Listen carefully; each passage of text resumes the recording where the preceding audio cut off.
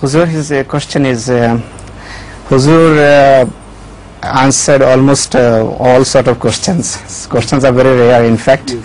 But keeping in view the Bangladeshi viewers, we'll repeat some of the important questions again, if Huzur kindly answers. The first question he want to ask is the subject of continuation of prophethood.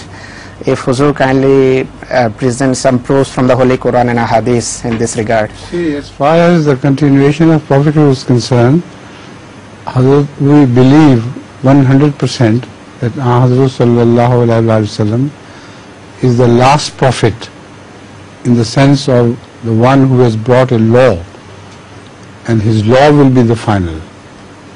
It will go till the end of the time. Similarly, the word of the Holy Prophet is final. No one can ever come to disagree with his word, despite the fact that it is not the Quran, but his word is also very superior and full of deep wisdom. So this is why Hazrat Muslim respects his word so profoundly. This is amazing. You know, he didn't like tobacco, smoking, etc. And many Sahaba in those days used to use hookah and everything. So one of his companions inquired from him, when you don't like hookah, you don't like tobacco, why don't you make it haram for them?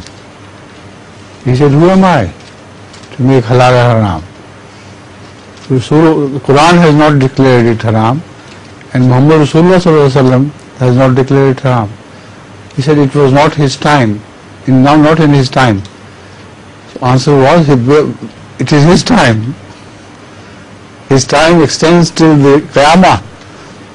So that is how profoundly he respected not only the Quran alone, but Hazrat Muhammad Rasulullah and his word, and considered them to be both final.